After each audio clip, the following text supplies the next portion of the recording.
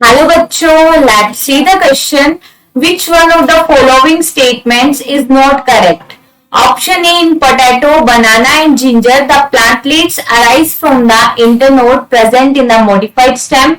Option B, water hines growing in the standing water drains oxygen from water that lead to the death of the fishes.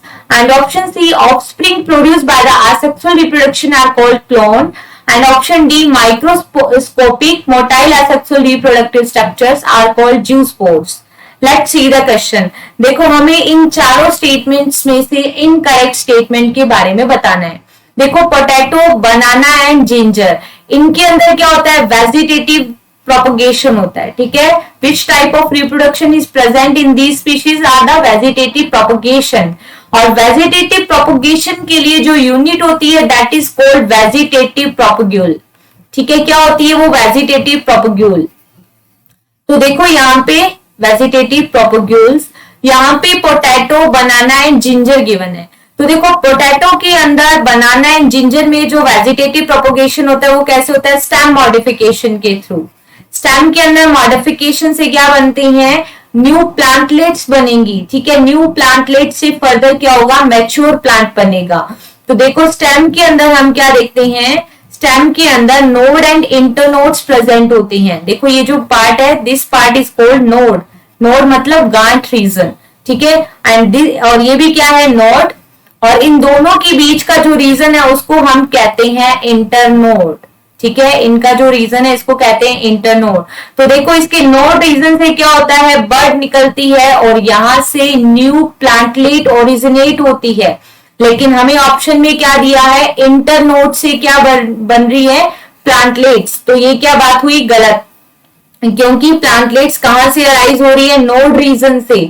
सो पहला statement ही क्या हो गया? Incorrect हो गया। ठीक है, हम बनाना एंड जिंजर के अंदर देखिए तो जो स्टेम मॉडिफिकेशन है, जो वेजिटेटिव प्रोपग्यूल होती है unit, that is the rhizome. और अगर पोटैटो के अंदर देखें तो वो होती है आई बर्ड, या हम कह सकते हैं एक्सिलरी बर्ड। ठीक है, लेकिन हमें आगे भी ऑप्शंस को रीड करना है। तो देखो, वाटर हाइंस जिसे बेसिकली कहते हैं आइकोनिया क्रासिपस, और ये इंडिया के अंदर एज ए वीड है। क्यों? क्योंकि ये स्टैंडिंग वाटर के अंदर ग्रो करता है, माइटोटिक डिवीजन करता है। और माइटोटिक डिवीजन से क्या होता है? कंटिन्यूअसली अपना नंबर इंक्रीज करेगा। अब नंबर इंक्रीज करेगा तो ये वाटर में प्रेजेंट ऑक्सीजन को खींच लेगा, जिससे एक्वेटिक एनिमल्स को क्या होगा? ऑक्सीजन की डेफिशिएंसी हो जाएगी, जिससे एक्वेटिक एनिमल्स लाइक फिशेस की क्या हो जाएगी? डेथ हो जाएगी। तो ये तो करेक्ट स्टेटमेंट हुआ। अब गिवन है offspring produce by asexual reproduction. तो देखो, एसेक्सुअल रिप्रोडक्शन से जो प्रोजेनी बनती है उसको कहते हैं ऑफस्प्रिंग। और एसेक्सुअल रिप्रोडक्शन क्या होता है? यूनिपेरेंटल होता है, मतलब केवल एक ही पेरेंट पार्टिसिपेट करता है। तो यहाँ पे रिकॉम्बिनेशन नहीं हो रहा, क्रॉसिंग ओवर भी नहीं हो रहा, मतलब जो मदर से बनने वाली जो प्रोजेनी है एसेक्सुअल रिप्रोडक्शन में, वो बिल्कुल अपनी मदर से सिमिलर होगी, 100% जेनेटिकल सिमिलर होगी। और ऐसी प्रोजेनी जो कि 100% जेनेटिकल सिमिलर होती है उसके लिए टर्म यूज करते हैं क्लोन, मतलब फोटोकॉपी होगी बिल्कुल मदर की।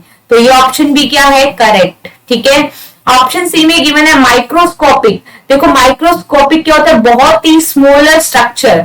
मोटाइल मतलब जो मूव कर सकती है। तो ऐसी एसेक्सुअल रिप्रोडक्टिव स्ट्रक्चर जो कि मोटाइल होती है उन्हें हम कहते हैं जूस्पोर।